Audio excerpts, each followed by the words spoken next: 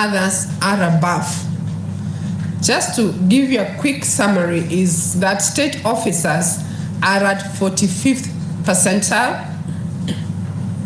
State corporations are above at 89th percentile. Civil service in both national and county governments are below. They are at 39th percentile. Teaching service is below at 36th percentile. Public universities are close to the target. They are at 49th percentile. Other public officers, which includes constitutional commissions, that's the secretariat staff, are above at 84th percentile. These figures demonstrate that there are state corporations, there are public service institutions that are below the 50th percentile, some are above. And therefore, as a result of that, this review seeks therefore to adjust remuneration and benefit structures that are below the target market positioning of the 50th percentile to ensure attraction and retention of requisite skills to the extent of affordability and fiscal sustainability. It therefore hence will retain the salary structures for institutions that are already at 50th and above. The third rationale is on equity and fairness. Due to historical reasons, the public service has disparate remuneration and benefit structures. The different market positioning ranging from 36th percentile to 89th percentile as earlier remunerated are actually a demonstration of the disparities that we have in the remuneration structures. And therefore, this review seeks to adjust salary structures that are below 50th percentile so as to achieve equity and fairness through harmonization to the extent of affordability and fiscal sustainability. Further, SRC undertook job evaluation to determine the relative worth of jobs to ensure equal remuneration to persons for work of equal value. This review takes into account the implementation of job evaluation grading results and the resultant salary structures to achieve equity and fairness to the extent of affordability and fiscal sustainability. Fourth is cost of living adjustment.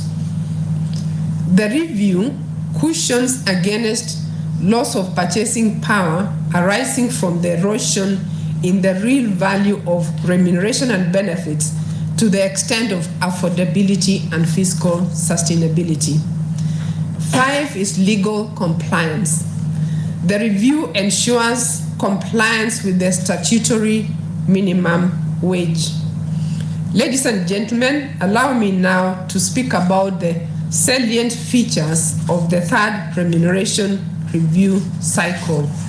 And these are: 1, the review covers the entire public service, both state and other public officers, within the extent of affordability and fiscal sustainability, read together with the other 4 principles.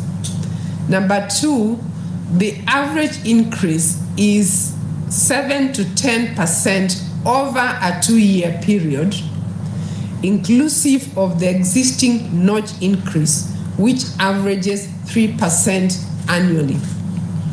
3, progressive harmonization of remuneration structures to achieve equity and fairness, thus adjustment of remuneration structures that are below the 50th percentile market positioning, while freezing salary structures that are above the 50th percentile. 4, where the salary structures are retained or frozen, the notch increase will continue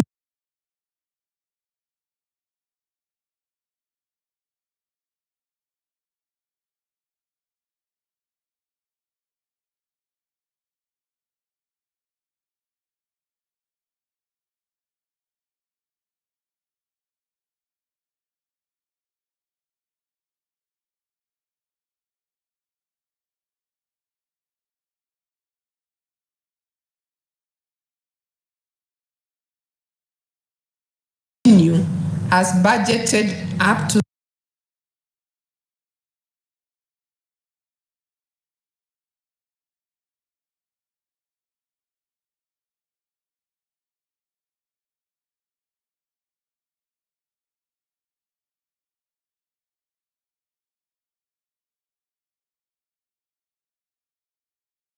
(2023-24) is 1st July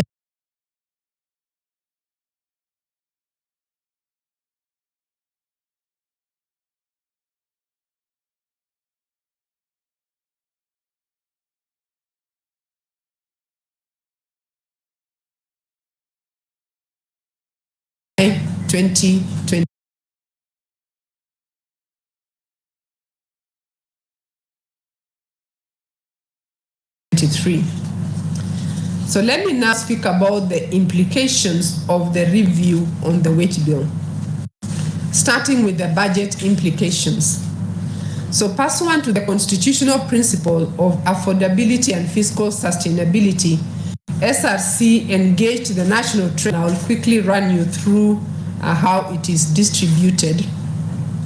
So the executive in the state officers in the executive will be allocated 126 million, which is 0.6% of the total allocation.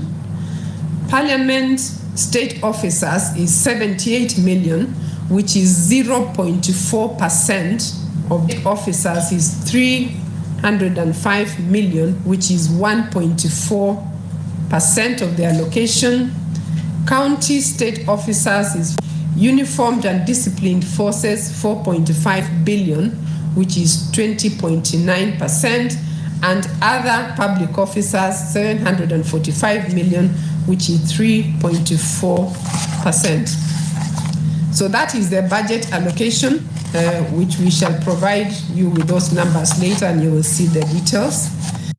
The other implication on the wage bill is the current wage bill ratios. Where does this take us to once we implement this budget allocation of 21? And I will just talk through very few numbers. You will see later in the press release that we shall give you. You'll be able to interrogate the numbers. But what I would like to point out is just a few of these. The first one is compensation to employees, which is the total wage bill. Is currently around 987 billion, and it will now go to 1 trillion in 2021-22. You will see the figures later. So it has been rising, but one of the reasons for that increase is the number of employees. Again, you will see the figures that it has been growing, and we are now close to 1 million, to be projected to 968 million in 2023-24. 968,000, so it's just about a million. Now let me speak about the implication in terms of the ratios that we normally track. The first one is we normally look at the wage bill to GDP, and we also look at the wage bill to revenue. The wage bill to revenue, there is a target in the Public Finance Management Act, which stipulates that not more than 35% of the revenue is to be spent on the wage bill. And in terms of ratio to GDP, we use an average for developing countries, which is at 7.5%. On those two important ratios, on the ratio to GDP, we are actually at 7.74, which is very close to target. That is projected to 7.58 and projected in 2023, which is this financial year, to 7.19. So it means we are actually on target compared to developing countries. We will be within the average for developing countries. In terms of wage bill to revenue, and this is ordinary revenue, we are currently at 47.06, so it's about 47%. In 2022 is projected to 43%, 40.5% and is further projected to 40.45%, meaning that it's showing a trajectory towards the 35%. So the message here is that when we look at the wage bill in absolute terms, which you will see in the numbers, it will continue to grow in absolute terms. And the reason for that growth is largely because as a developing country, we shall continue to recruit in key sectors, that is health, teaching, and security. Indeed, as a country, we are yet to achieve the desired ratios for teacher to student, or healthcare to population ratio, or security to population ratio. So those are the areas that we will continue to recruit, and therefore in absolute terms, the wage bill will grow. However, what we must therefore continuously watch is that ratio to revenue and to GDP. So how then do we move to the desired ratio of 35%? Because for the GDP ratio, we can see that we are pretty much where we should be based on the projections, but on the ratio to wage bill, we are still behind, but with a very good trajectory towards the 35. So there are three broad strategies to bring the wage bill ratio to the target stipulated in the Public Finance Management Act 2012 and Regulation 2015, and within the ratio to developing countries. These are, one, the GDP and revenue growth outpacing wage bill. And you will also see that in the numbers that we shall share, that indeed the wage bill growth has been lagging GDP growth, and it is also lagging revenue growth. So that's a very good trajectory, that wage bill is growing at a lower pace than the GDP and revenue. And therefore, as we continue that trajectory, and I'm sure the National Treasury will speak more about that, the second broad strategy is about reviewing, setting, and advising on remuneration and benefits within the principle of fiscal sustainability. And the Commission continues to do that, and I'll share a few numbers shortly to demonstrate that. And the third strategy is increased public service productivity. So the ratio of wage bill to GDP has declined from 8.4% in financial year 2017-18 to 7.53 and projected to continue reducing. It is projected to 7.9, as I alluded to it earlier, so against a target of 7.5 for developing countries. As a ratio of revenue, it has declined from 51.54% and it is projected to 40.45 in 2023-24 against a target of 35%. Further, in the last 2 years, the revenue grew on average by 18.5%, while the wage bill grew on average by 5.6%. So the growth in the average monthly salary per employee was 2.3%. So increase in employee numbers, as I alluded to earlier, will continue to increase in the key sectors, but our concern is the ratio of that absolute amount to revenue. So in terms of the third strategy, in reviewing, setting, and advising on remuneration and benefit, the Commission continuously focuses on fiscal sustainability along with the other principles. In doing this, as an example, SRC continues to check public service wage bill, as demonstrated in a few numbers, which I'll share with you shortly, that on an ongoing basis, the Commission we receive requests from public institutions for review of many areas of the remuneration. Could be salaries through collective bargaining negotiations. It's also allowances. And on an ongoing basis, we receive those requests. We analyze it against the principles that I mentioned earlier. And based on that, we then continuously track what does that mean for the Commission. For example, in 2020-21, we received requests of, the value of the request was 70 billion. 70 billion is the request that we received. Most of these were collective bargaining negotiations, but we also have allowances within that. The Commission reviewed those allowances and only approved 5.9 out of the 70 billion.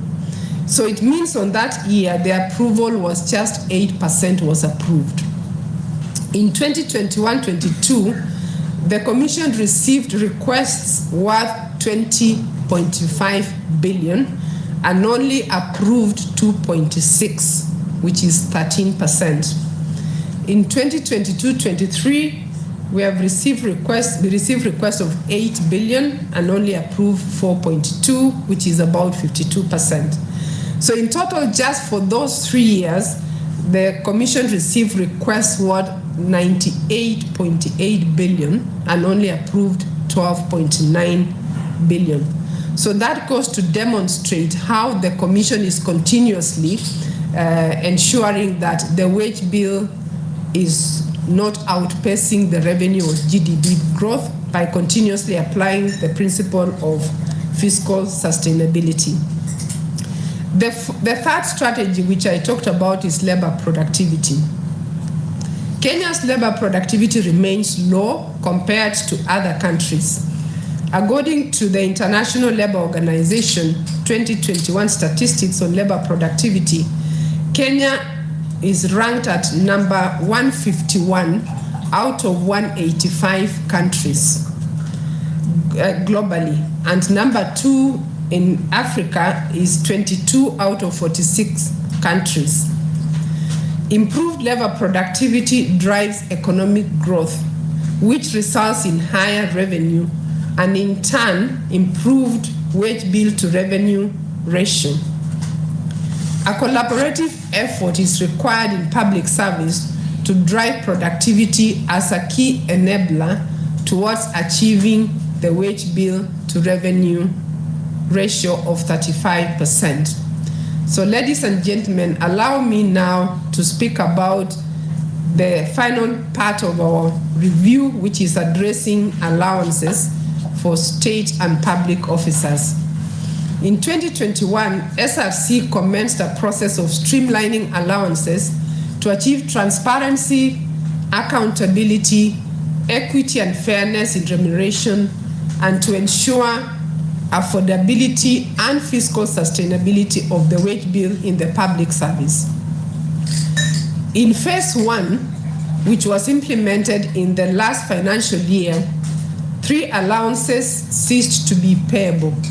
These are plenary sitting allowances, ministerial allowance, which resulted in an annual total cost saving of 1.7 billion, and taxable car allowance, resulting in a cost saving of 9.7 billion over a 4-year period.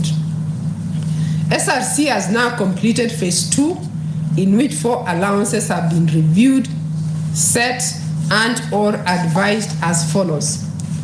Retreat allowance. Payment of retreat allowance in addition to the basic salary amounts to double compensation and consequently ceases to be payable. Sitting allowance for institutional committees. Payment of sitting allowance for institutional internal committees in addition to the basic salary amounts to double compensation and consequently ceases to be payable. Number 3, task force allowance for institutional internal committees. So payment of this allowance in addition to the basic salary amounts to double compensation and consequently ceases to be payable. The 4th one is daily subsistence allowance. This allowance, the daily subsistence allowance for local travel has been standardized across the country for the respective grades. The prevailing rates for cities will apply. The DSA for foreign travel remains unchanged, save for correction of a few countries. Detailed communication has been made to all public service institutions on these 4 allowances. So, ladies and gentlemen, as I conclude, this review is about harmonization to achieve equity and fairness in remuneration and benefits in the public service within the principle of fiscal sustainability. The increase maintains the trajectory towards achieving the wage bill to revenue ratio of 35%. Although the trajectory is positive, a lot more needs to be done, especially in the area of productivity. Public service productivity is a transformation agenda that will enable government drive and align the entire public service towards economic growth, high and sustained revenue growth, which will reduce the wage bill to revenue ratio, improve service delivery, competitiveness, and employment creation. SRC continues to urge all public service institutions to improve on productivity and together deliver the country's agenda for the benefits of its citizens. Thank you, and may God bless you. I will now invite the PS National Treasury to make his remarks, and thereafter invite the CS.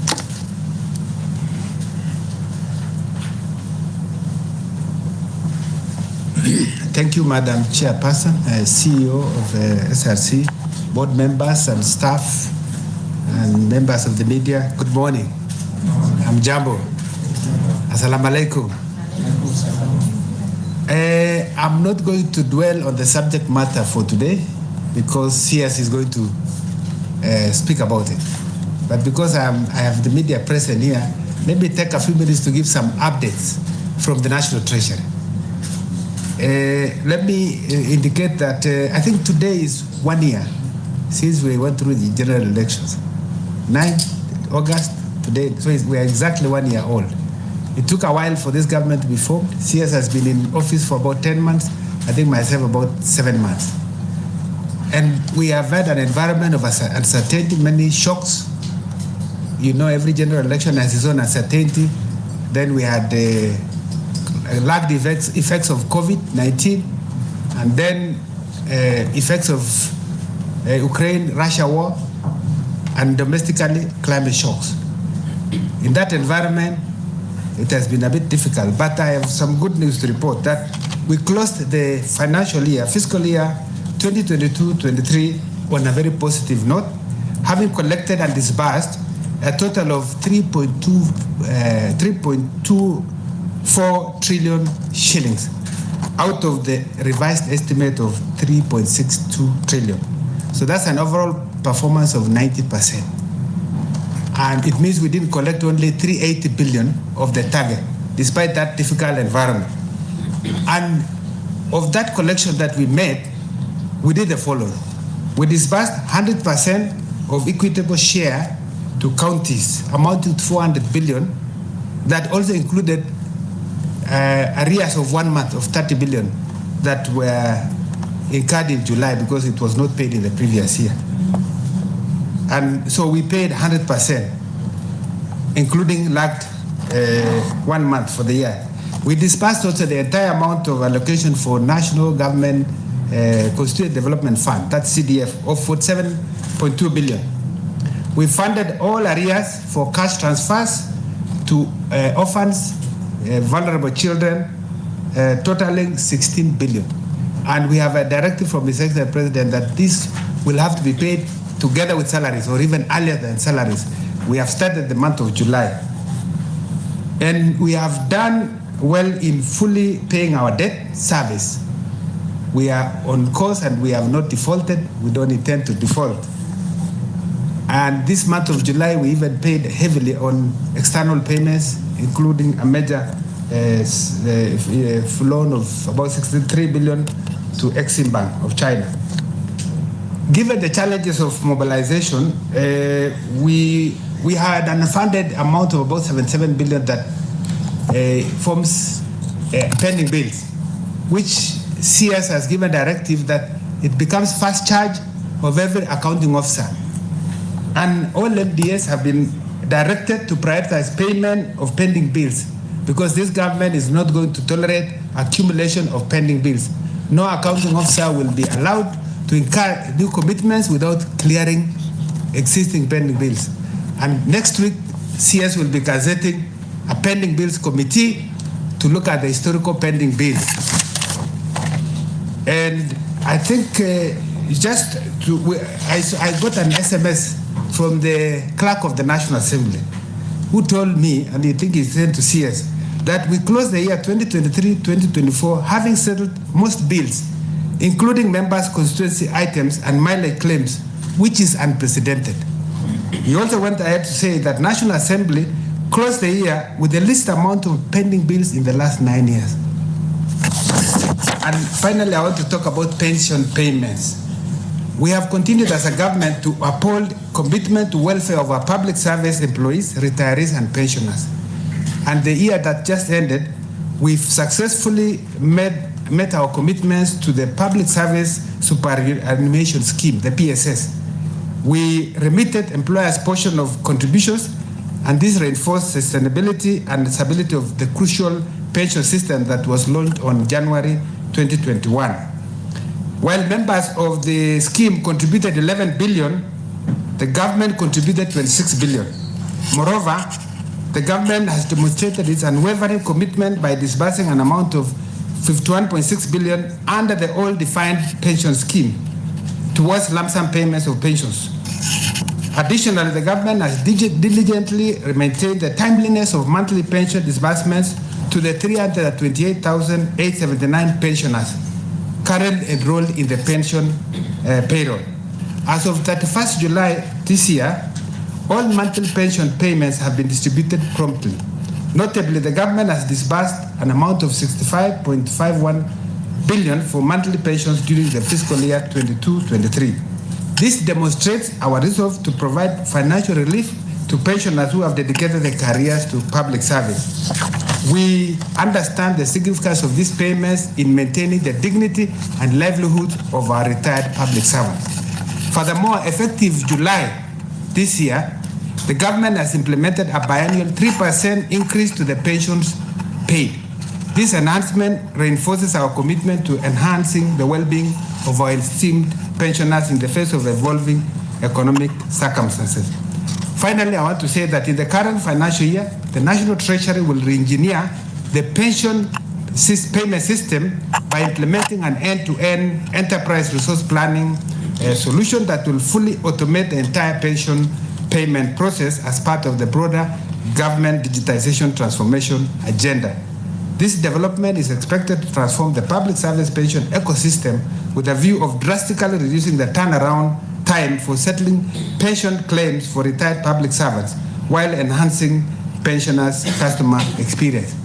With those few remarks, I think you can allow me now to invite my Cabinet Secretary, Professor Njuguna Ndung'u. Welcome, sir.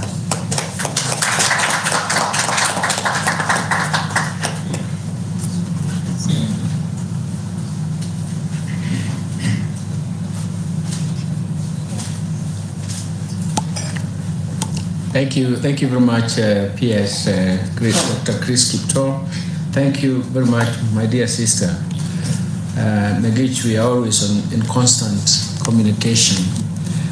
I think, Chris, you forgot to tell these people that there is one Senate committee we went to, and they told us that for the last 7 years, the government has never closed the fiscal year without arrears. We did not have any arrears, whether to county governments, whether to transfers to old people and disadvantaged people, or even the CDF for the last 7 years. We are singing praises to ourselves because everybody complained that you closed the year with arrears, so that even salaries at the county level were actually getting late. But of course, the media did not pick it up. Maybe we are saying it so that you can also pick it up. Not because we want you to give us hongera, we just want you to understand the reality. Most of us always run away from reality especially when it doesn't suit you. You know, I still recall the other day I was giving people an example that Soyinka writes very complicated literature, isn't it? Soyinka, he got this, the only African who first got the Nobel Prize in literature. And he says that a compost heap has got its own uses as long as the wind is flowing in a different direction. Very technical, but you know, he's very good in his work. Let me say that I'm very happy to be invited here, and I'm very happy that I listened to Megich when she gave the analysis. And of course, these are the areas that we have agreed on. So good morning, ladies and gentlemen. How is everybody? Thank you. But let me start by saying that when you have a robust and performing economy, then it means that you have no problems in terms of trying to adjust wages and payment systems to realign the reward structure. For me, I like calling it the reward structure. To align that reward structure with economic realities. But if you fail to understand economic realities, then you cannot realign it. So these realities are reflected by the quality and structure of growth. Everybody will tell you, and that's where we start from. We say the growth of the economy, the vibrancy of the economy is this way. Why do we say that? Because you generate tax revenue from economic activity. If the economic activity is low, then you're not going to generate any economic revenue. You know, when I listened to Lynn here, Megich, she was even saying that the salary structure is 7.4% of GDP. But actually, what she should be saying, it is actually slightly over 50% of tax revenue, because that's where we pay the salaries, and the wage structure is based on tax revenue. Currently, we are actually generating 15.8%. That's our target. 15.8% of GDP is actually, that is what the tax effort or tax revenue is, or tax to GDP. So we are actually saying out of that, you're getting 7.4%, isn't it? So you can imagine why we have to push the denominator to be better. That is the GDP, the economic activity. So bear with us when we always have to refer to the economic activities, and that is the structure and the quality and structure of growth is very, very important for us. This has been the case, especially in our economy, and in the last 4 years, and especially since the COVID-19, the economy slumped. In fact, the data that we have shows that the economy slumped to negative 0.27% in terms of growth.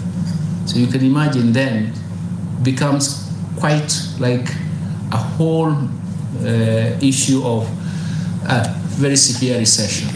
And for us, we have to understand then what that recession does. In 2021, for example, even after all these effects, the economy rebounded to 7.57% on account of weak economic base that was there in 2021. And of course, thereafter, the economy has stabilized, and we can see some growth of 4.8% in 2021. But you have to relate that 4.8% in terms of what can it relate to? How can we actually look back in terms of the kind of demands or this kind of aspirations that we have? And since then, the economy is slowly being projected to grow at 6.7%, especially in this current fiscal year of 2023-2024. But that growth, we should also ask ourselves, is it spread across all the sectors of the economy, starting with the sectors that have been targeted by bottom-up economic transformation agenda? And those sectors that have been targeted by the bottom-up economic transformation agenda are those sectors that we believe are going to provide a very large impact to the rest of the economy, create a momentum for growth, but more importantly, will affect a majority of the people. most of the time, I don't like us forgetting what bottom-up economic transformation agenda is. Because if you forget, you'll forget the sector you are in. The other thing is that it's an agenda. Some of you associate me with economic framework morals, and let me say I cherish in that because it gives us structure. But this agenda is to try to acknowledge that something has gone wrong in the last 60 years. Bottom up, because the majority of the people have been left behind and they've gone to the bottom of the pyramid.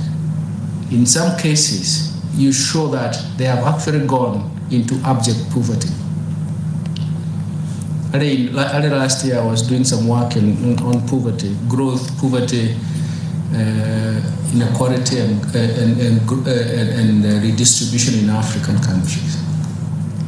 And in my area life, that is, and that is now has just been published. That's why I like talking about. I would like to talk about it. The last time I talked to the media, I was talking about debt and growing with debt because it has just been published. And the conclusion we come up with is that strong growth is going to be very, very important to reduce poverty. But when it is supplemented by targeted social protection programs, it will flatten inequality in the long run. That conclusion says that we need to look for not anymore about pro-poor growth. It is pro-poor growth strategy. It is pro-growth poverty reduction strategy. What it tells us in our current discussion here now is that growth is going to be very, very important, and because we have targeted social protection programs, and during the COVID, we even structured some very active and very, very efficient targeted social transfer programs, especially during the lockdown, which worked very well. We know that we can move in that trajectory. So we do believe that the bottom-up economic transformation agenda is on course just because of the realities that we have seen.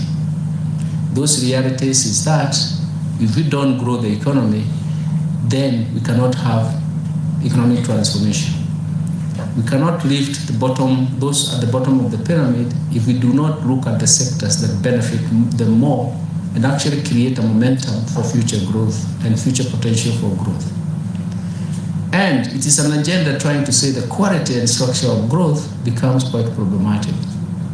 The first time when I analyzed growth, I even told myself that the growth that you see in the last 7 years has been driven by public sector investments in heavy infrastructure projects, which is good in the first phase, so that the second phase, private sector takes it up.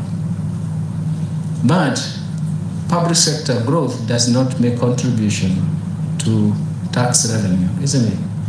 So you find yourself with a very high rate of growth, but because that structure is actually more pushing, is the public sector which is driving it, then you have less and less tax revenue because it's not a tax-paying sector. In fact, when we argued with the county government, I even went further to decompose that growth in terms of revenue contribution. Some work that I had of that, but it was actually making just 1% contribution in tax revenue. So you can imagine the mismatch. Here we are. What Megich is presenting is that you have to grow the tax revenue for her to allocate it to salaries, isn't it? And the reward structure. But if the public sector is only contributing 1%, but driving growth by 19%, so you can see the mismatch. So the statement that I'm making that the structure and quality of growth is very, very important. So I wanted to spend more time on better because it's not a theoretical construct. The theoretical construct that we had in import substitution in the 50s and in the 60s, and then export-led growth that had a structure in itself, are structures or like models that we thought had worked in other countries, but they never worked for ourselves. That is why we don't need a model, we need an agenda. Before I leave the subject of poverty, growth and poverty, I was looking at various countries, like, for example, why economic transformation is important. One of them, and why we have seen why it is important, is because we have to grow the economy because we want to grow the savings. Yesterday, the president was telling some people in Sagana Road that our savings to GDP is about 8%. That's why we have to borrow, because the savings gap is very huge. If you look at countries like China, all these East Asian tigers that we wanted to replicate with the export-led growth, their savings are ranged between 40 and 60%. But how do we grow our savings? We have to grow our savings purely, first of all, because we need interventions. But the other thing is that we also have to have vibrant economies, because it allows you to target those savings into investments that are going to give you higher returns. We can talk more about this, but it's very, very critical that 8% is a really a pathetic figure. Those countries that have transformed themselves, and we have examples, China in the last 40 years, India in the last 20, 25 years. Those countries had the most poor and impoverished people in the world. Look at them now. Today, we are looking at Africa, and most of the poor and impoverished people are in Africa, in some countries. I don't want to mention them in the press conference. We usually do that in our own circuits of researchers, but I'm almost getting out of that circuit, so I can talk the reality. Let me come back to our function today. And what I want to recognize is that in Kenya, remuneration and benefits, or the word structure and the benefits that go with it, are reviewed and perhaps even affected every 4 years by the Salaries and Remuneration Commission, SRC. Most people don't like SRC because we like it when it is doing something positive. So today somebody will have you engage. But when they ask for salary or even benefits adjustment and you don't get an answer, they don't like it. But I think they are doing a good job, because one of them is to reflect on the realities that we face. So that's why it covers every 4 years. And the last review covered the period 2017 and to 2018 fiscal year to 2020-2021. The review should be aligned to the MTEF cycle, which is a 3-year rolling plan, and the additional year allows us for preparations so that we can see the results of that planning cycle. And this is consistent with logic. We had a 3-year planning cycle. What were the results?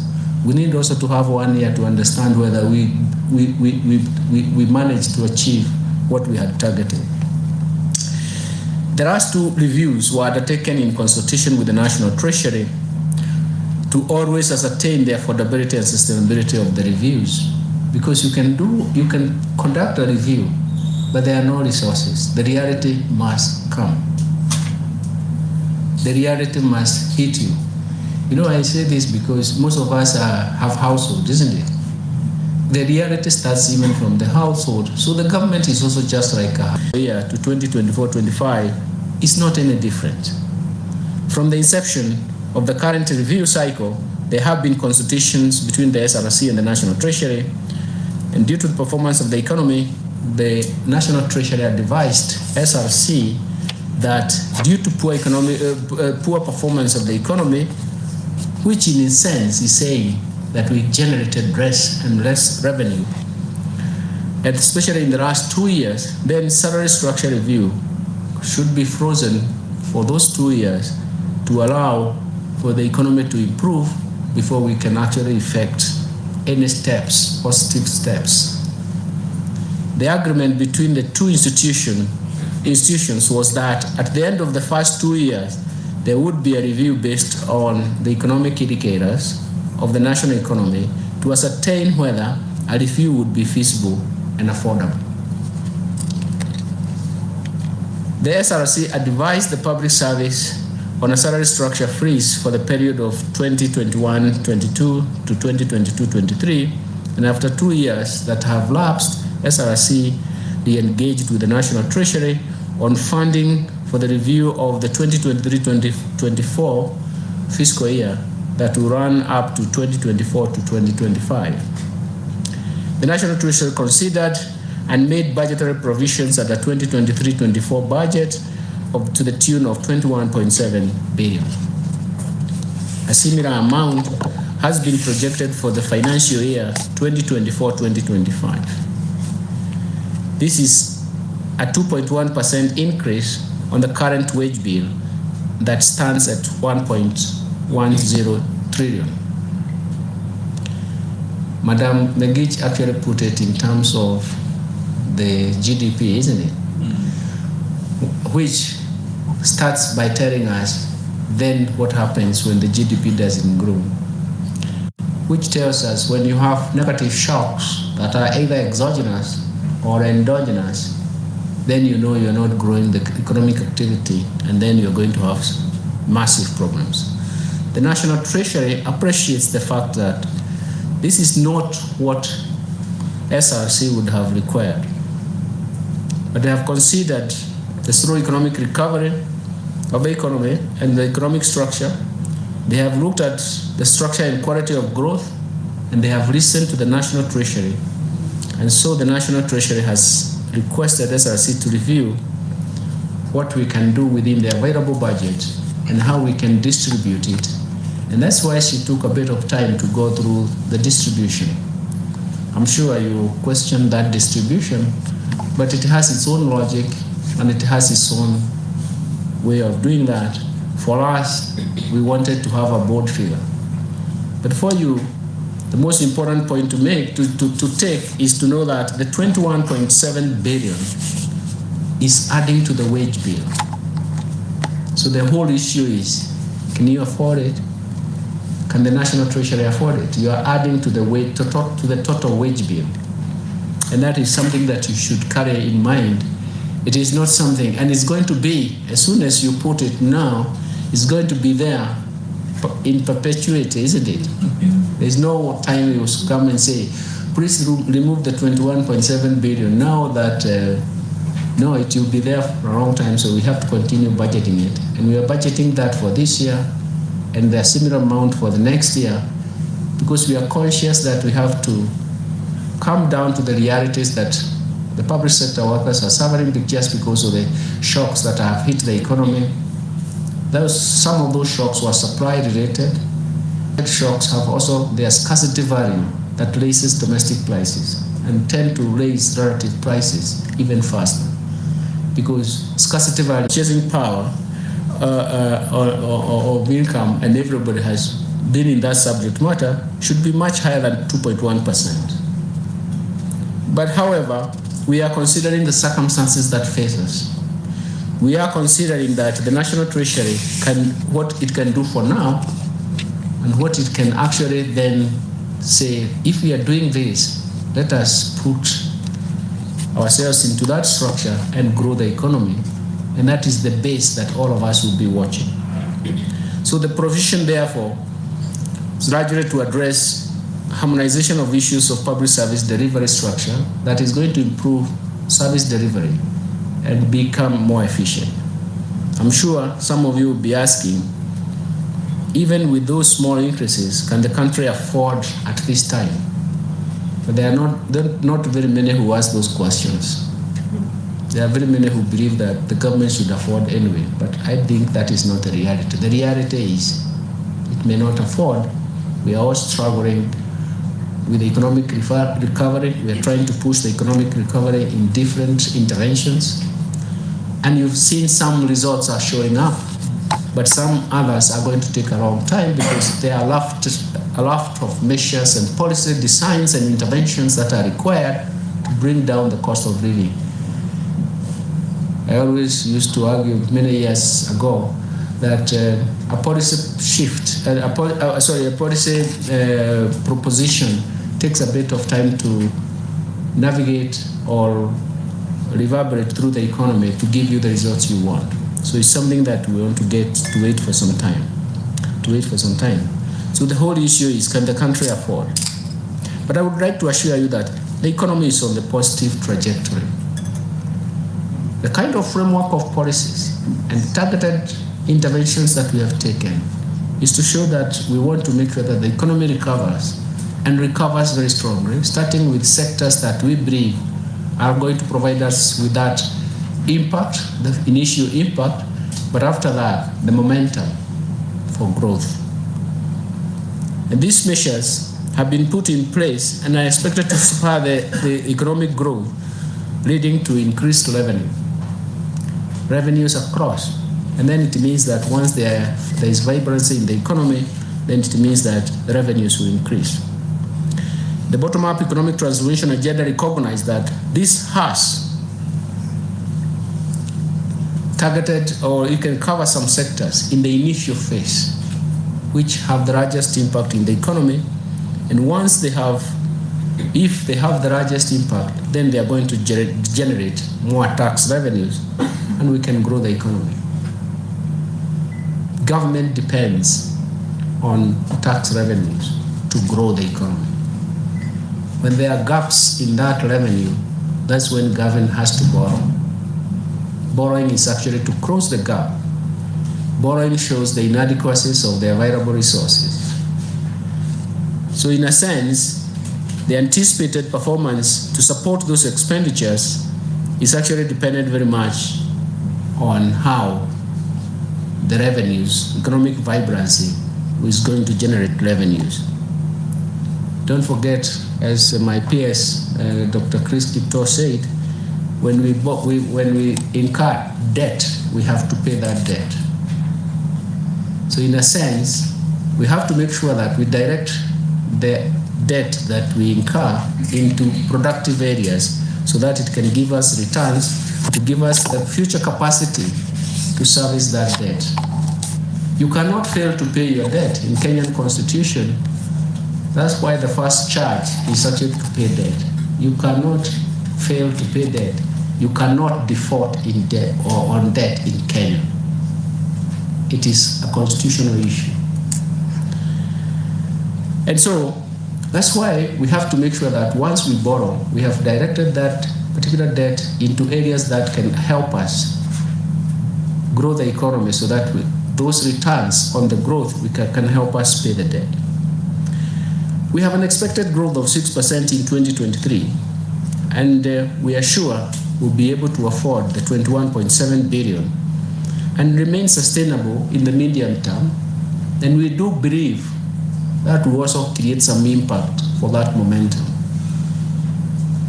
As I conclude, I would like to bring to your attention that the government has rolled out framework of productivity and performance to support this the reward structure. So when we reward productivity and performance, the public sector is aiming to increasing its efficiency. And for us, that is very, very important because service delivery, especially under the e-citizen, is very, very important because it's going to improve public sector delivery, how public sector delivers its service and how efficient it will be. We are moving into e-citizen just to improve the service and also reduce the person-to-person contact when you are looking for services in government. You don't have to travel, you don't have to incur cost. You can enter into the e-citizen platform using your phone. At the comfort of your house or office, you can transact or you can receive service by government. That is why we are supporting it. And that is how we are going to improve service. And that is how we are going to make things work.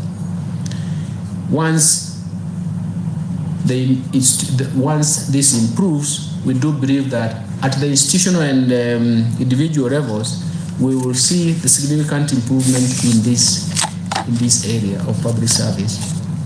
That seamless service delivery is going to be important even for tax payment. The e-citizen provides even tax payment platforms. You don't have to Many years ago, we used to travel to the KRA, queue there, get in to pay your taxes, isn't it? And then sometimes you would be carrying a banker's check. They could not recognize you. You have to go to the bank, get a banker's check. Suppose the amount you wanted to pay changes, then you go back. Okay? So you can imagine those years are gone. We're talking about a totally new decade of efficiency. So in a sense, we can take advantage of that, and we can make sure that we build our economy, because that kind of efficiency, it lowers transactions cost at the individual level, at the institutional level, and even at government level. Now, once you lower transactions cost, especially even for firms and individuals, then you are enhancing your profitability. It's a very, very beautiful channel through which we can summarize. But I also, before I leave, because we mentioned tax effort, GDP, I've just come back and the PS mentioned that now this is my 10th month in a very, very difficult environment because of economic recovery. We're trying to push economic recovery.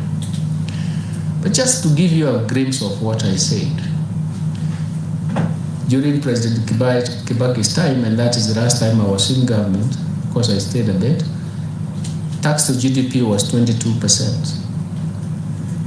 I still recall that I went to the East African community, and with other governors we said we were setting up convergence criteria for all the East African economies. And we pushed that to 25%. At 22%, we were meeting 96% of our total recurrent and development expenditure, and we are only left with about between 96 and 98%, and we are only left by about 2 to 4% for aid, domestic borrowing, appropriations in aid, and even external borrowing.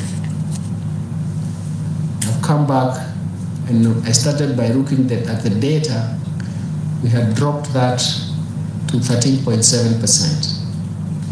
Just imagine that structure that moves from 22% of GDP to 13.7% of GDP is major shift, isn't it? So that's why when we talk about affordability, it comes from there. We have worked on that space, and we are now, in this fiscal year, we are at 15.8%, isn't it? But when we talk about 15.8%, SRC, Brigade, you said it's 7.4% of GDP yourselves. You're actually taking slightly over half of it to go to wages, isn't it? So you can start drawing the picture that we are at 15.8% of tax revenue to GDP. That 15.5% wages, that is the remuneration to the public sector, is taking 7.4%. So you can imagine, you are only left with the balance for the other sectors to grow the economy, investment and everything. So you can see the gravity of it. Why is it that we need to grow the economy? Because we need to grow that relation. So you also understand that there is no other way the government can get revenues except through taxation. But taxation will become much better because the tax revenue increases with economic activity. That is, with the growth of the economy. Whenever you see a growth trajectory that is going to work, and remember I said the structure, quality and of growth is very, very important, then you see what is really happening. So I like giving those pictures, those broad pictures, just to show exactly how things are going. We are happy that we are moving back. We have agreed with our multilateral partners that we are going to grow to 19% by 2025. So we really have to move in that direction, because that's the only way we can have some positive discussions with SRC. That is why we cannot run away from SRC when they bring their proposals. But if we don't do that, we'll continue telling SRC, please freeze. We see whether next year is going to be better, isn't it? Please freeze. Next year will be better. I know the rest of the people who are supposed to receive these increases, working for public sector, will be complaining because of the erosion of cost of living. We are working on that side too. In fact, when you look at what is happening, when we came into government, the inflation rate was about 9.3%. It was actually even higher, much the data I can remember. And we have seen now, the month of July, inflation has declined to 7.3. It is back to the range of between 2.5% and 7.5%. We are going to work within that range, and we will know that it can work because the raft of measures that are being put in place are going to help us to get there. So we do believe that the important message I want to get to you is that everything is dependent on how we grow the cake. How we grow the economy and how we grow the tax base is going to be important for us because it gives us flexibility. And what PS Dr. Kipto said, once we have fiscal space, then we can actually signal fiscal consolidation, which we have done in the few months that we have been in government. We have moved away from 6.2% of fiscal deficit to a target we agreed with the IMF at 5.8, but we delivered 5.7. And this fiscal year, we are targeting 4.4. We are creating that fiscal space.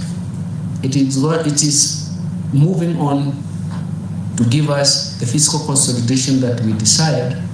And also we are signaling to the rest of the world that our debt, external debt and internal debt situation, let's say public debt, is going to be sustainable. And that is why we have even moved boldly to say we need also a debt anchor that gives us a policy space to work on. That you people, especially the media, you'll be looking at the data and telling us, hey guys, you are outside the range, or you guys, I can see you are doing well. We don't want guesswork, so that a policy range is very strong commitment to the policy directive that we're going to. We can talk more, but the most important thing is to understand that everything has a basis and a platform for discussion. And today we wanted to show that once we are agreeing with what SRC proposals has come through, once we have agreed in terms of what we need to do, once we agree on the speed of adjustment given the current constraints, we live with that, and we also give ourselves commitment saying how we can do better is ABCD. I was in a session yesterday and some people were talking and saying, when you have Madamano, businesses close.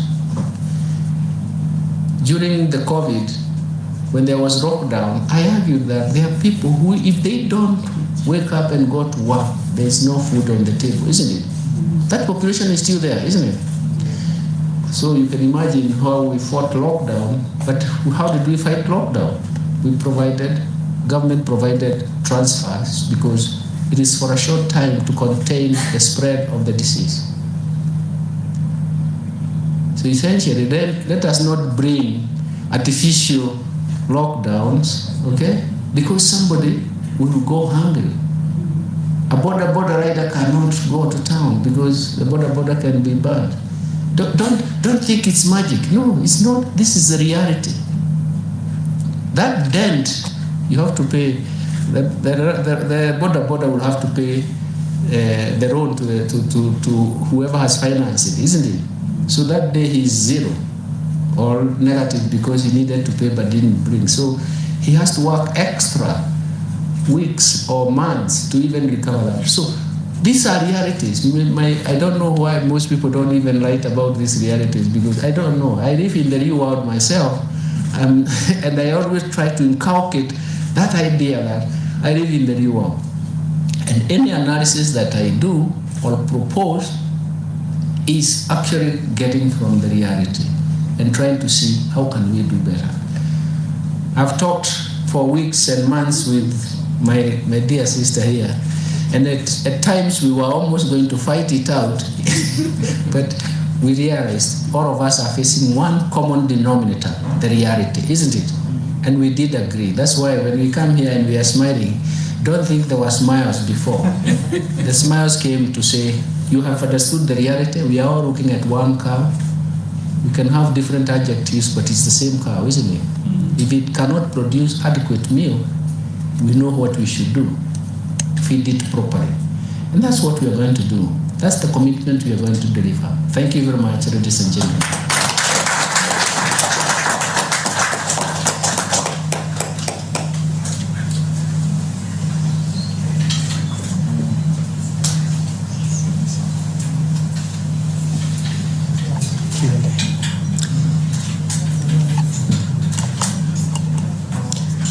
Thank you very much.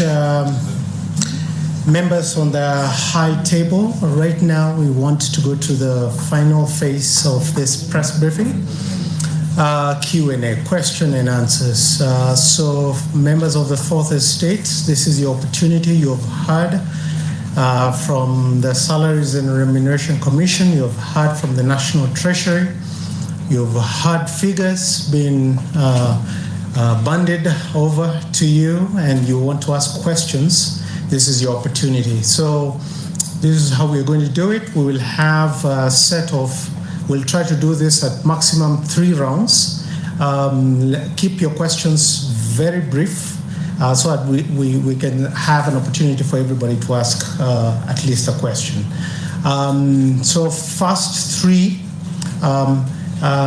please introduce your name, introduce yourself, your name, and your institution or the media house that you represent, and then you go straight to the question. Keep it very, very brief. They will take notes, then they will, at the response point, chair or representative, and also from the National Treasury, they'll come to this podium and they'll respond to your questions. We'll try to do this maximum 3 rounds. Anyone with the first question, let's proceed. Roving microphone, there's a roving microphone. You already have a microphone, go ahead. My name is Tom Tigray from Citizen TV, and I have 2 questions, one to SRC and one to the National Treasury Cabinet Secretary. SRC Chair, you have mentioned that you are carrying out your constitutional duty of doing the salary review, but the President and his deputy have said they do not want a salary review. One, will they be subject to this review? Could you kindly share the figures of what they will be getting? And if not, can you apply the law selectively in a way that the President and the Deputy can be exempt? I know you've talked about there are those that are 50% percentile, there are those that are 85. Do they fall in the category of maybe those that don't need a salary increase or review? And the question to the National Treasury, if this salary review is done for the state and public officers, there are new taxation measures that are also taking effect, and some being backdated back to the 1st of July. With this salary review, will they be subject to taxation in terms of if it's housing levy or whatever tax measures are taking effect in the Finance Act 2023? Thank you. Thank you. Next question. Here, right in the middle.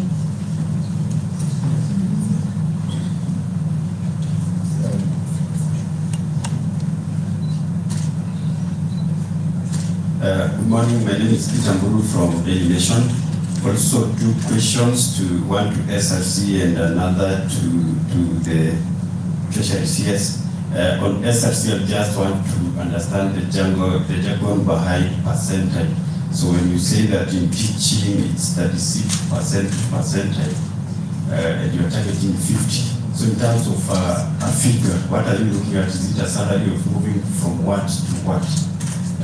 From the Treasury, I know one of the ways you've been targeting to raise revenue this particular year is through privatization, and the President had issued, I think, a 1-year term period to list about 10 state corporations or to privatize them.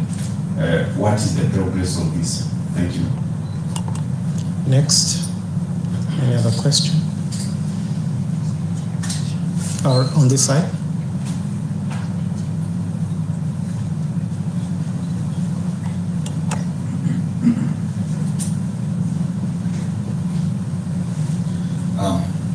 My name is Ivasun Maina from KBC. I have two questions. And before I ask this one, I would like to get a clarity from the chairperson, SRC, each on the issues of salaries for state officers. This is not coming quite clear. At the time, when we had this kind of a presser, you had indicated that all the state officers, civil servants will be affected and they will get an increase in that matter. But I would like you to state categorically whether state officers are going to get an increase or not. And then question number two, in a briefing with the editors, it was a breakfast meeting, you indicated that state corporation salaries will be reviewed in 2035, June 2035.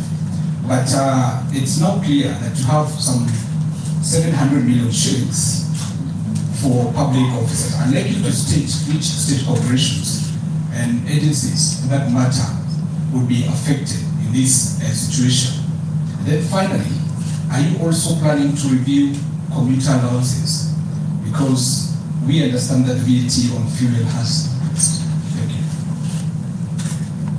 Sure, do we take more? Sure, we can take more. Okay, let's take more.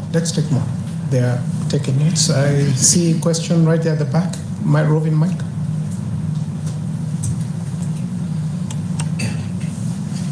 Good morning. Kevin Miller at the Business Day. Two questions, one to SRC with regards to the backdating of the salary reviews for July. Do you have a quantum of the size of the areas that would be for the month of July? Then to the National Treasury, glad you could come through. So I had a question. I think Chris Daktari mentioned about how you're handling pending bills. There was securitization done for some of the pending bills to oil marketers when they were asked to subscribe to a bond. If you tell us the outcome of that process, that would be appreciated. Maybe one last question, and then we'll have the high panel respond. And right, is there? Did I see your hand up? No? Oh, okay, Chair.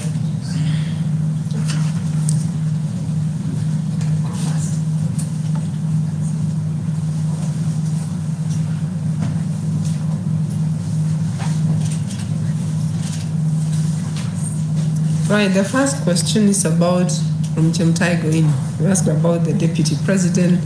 Are they getting a review? Are they exempt?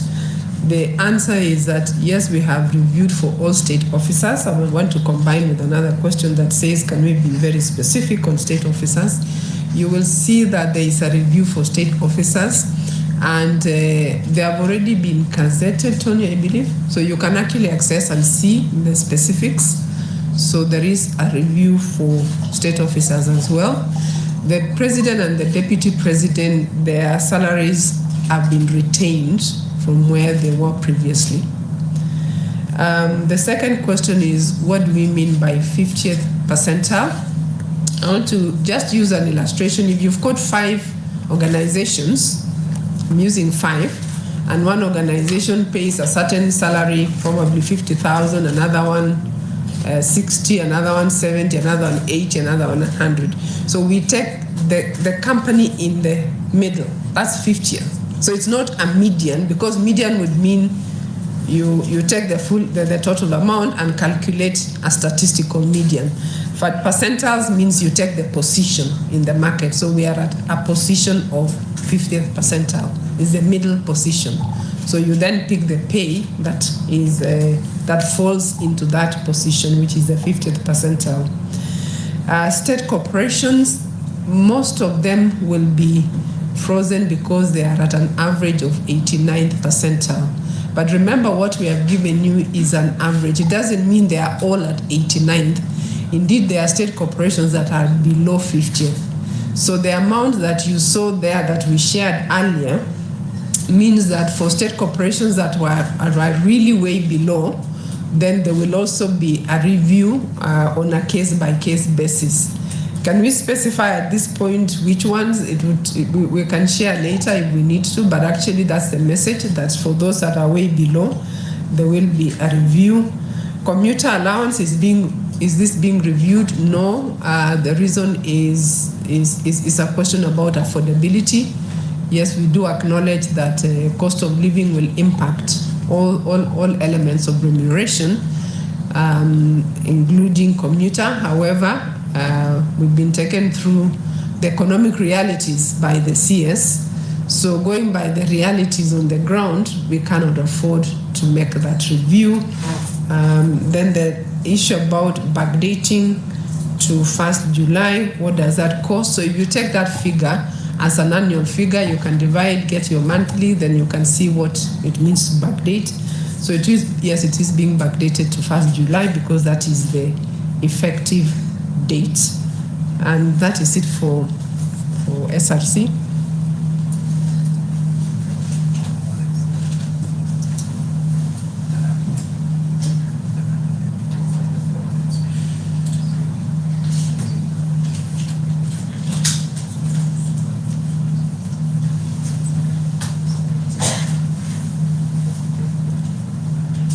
Thank you very much for the questions that came up, and thank you very much. Some of them are interesting.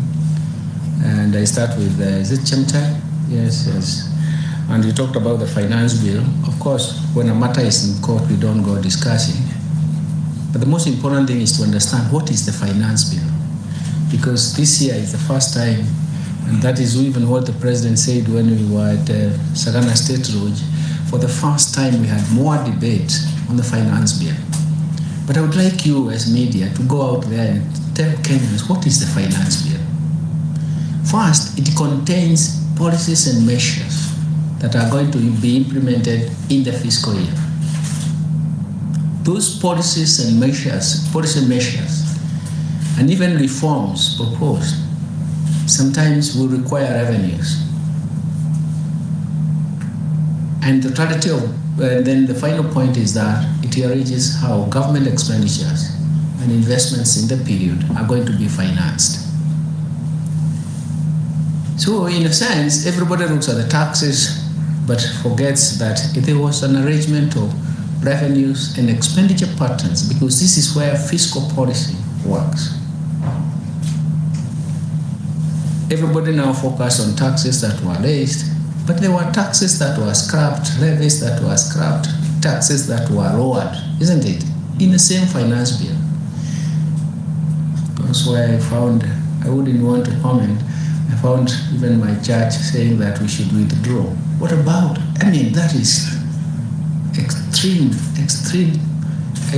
What about those people who are waiting for the levies and taxes that were lowered or levies that were scrapped?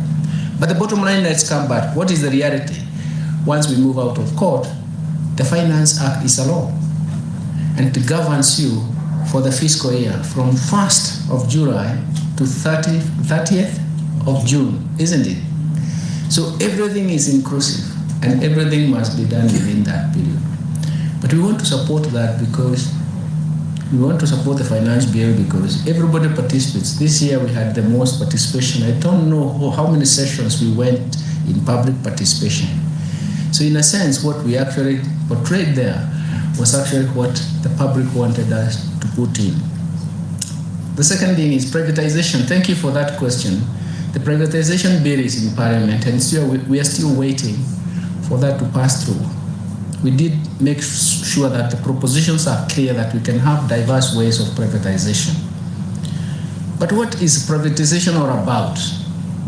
It cannot increase your, when you sell your assets, do you increase your wealth or you deplete your wealth, isn't it? It's like reorganizing your assets. So you cannot say you're going to grow the GDP because of privatization. Let's wake up a little bit. Let's wake up and understand things. But for us, as a national policy, we are trying to reorganize and create more efficiency. And that is why we would like to privatize so that government is not doing, the role of government is not to do business. So we want to leave the business to be done by the private sector. And for us, we safeguard. That's why the privatization bill is going to come and help us in doing that. But let's not have that idea that you're going to grow the GDP directly by privatization or increase income. No. What we want is to make sure that those state-owned enterprises perform the best And that is why we should have diverse ways of privatizing. So over the years to come, the growth trajectory will change just because most of those state-owned enterprises that have not been performing, once they are privatized, they move into their core business and they are going to push the economy in a different way. That's where the benefits will come, and those benefits will be sustainable. Somebody talked about VAT on fuel correction. I think again it's part of but I think if you go back to the budget statement, it was very clear. We are realigning because you cannot have some goods with VAT at 8%, and those people who are claiming cost, they are claiming at 18%, they are always on positive tax credit, and the rest of the people are taxed at 16%, isn't it? We have to realign. This is a realignment. But because of interpretation, once the tax bill has been cleared, we can have more discussions. We posted numbers. If you go into the website for the National Treasury, read the statement, we devoted much time to explain that. And I'm very surprised that our media people did not even pick it up. And we spent so much pen and paper to make sure that the message is very clear. But anyway, we'll talk about that because if we had the flexibility with my peers, we would have brought it out. But we have to wait until the court clears and tells us what to do. Somebody raised an issue on VAT. Yeah? Somebody raised the issue of pending bills. First of all, we are going to make sure that we advertise the committee. The cabinet has approved that we can now have a committee for pending bills. That clearance by the cabinet is very, very important for us because we want to make sure that we come to a conclusion that there should be no pending bills in the future. The previous reviews, especially starting during President Kibaki's time, there was reviewed and we thought we got into a finality.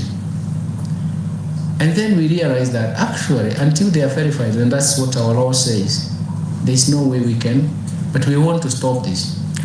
But let me say, the numbers we have some numbers for the pending bill, which you focus on the fuel one. When this government took over, the subsidy accumulation was about 83 billion.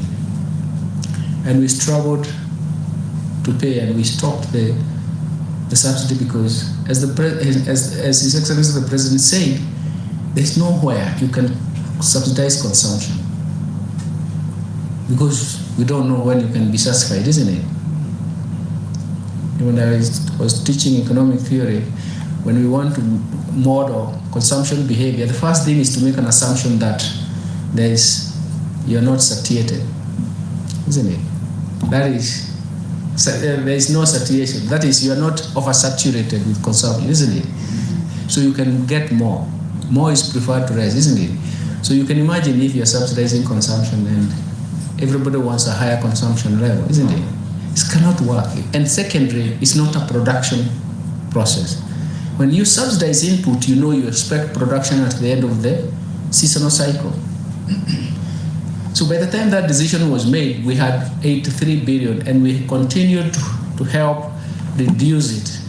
We even promised by February, March, we would have done it. We still found ourselves not, until we got to a point where resources were not there and we needed to do something. We had 43 billion arrears. And so we had to make a decision. And after discussions, we decided that actually we can securitize half of it in that fiscal year and half of it in this fiscal year. Then it becomes an investment for them, isn't it? And they will be now looking at the investment and we clean up the books. There are diverse ways of doing things, and that was very, very innovative. And obviously everybody has been very happy, even in the private sector.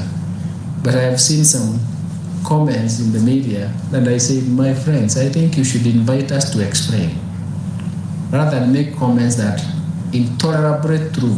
And I say intolerably true because my work and my life has been to try and eradicate any form of ignorance.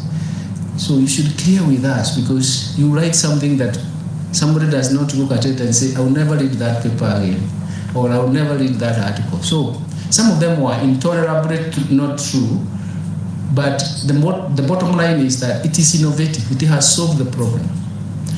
We are going to use the same technology when we are dealing with the pending bills, but the verifiable ones, isn't it?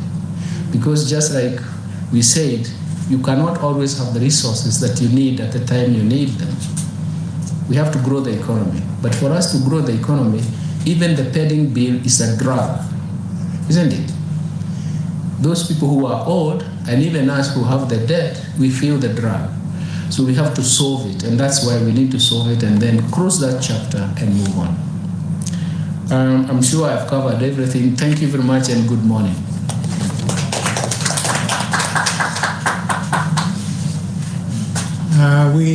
I hope we are happy with that. It doesn't look like there's a second round, which is a good thing.